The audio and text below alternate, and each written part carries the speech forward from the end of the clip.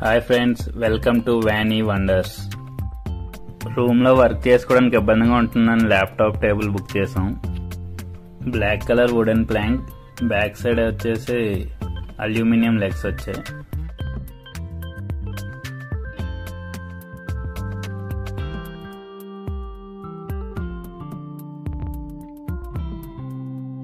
దీనికి storage box, cell phone holder, tab holder, pen stand, coffee cup holder అన్నీ ఉన్నాయి.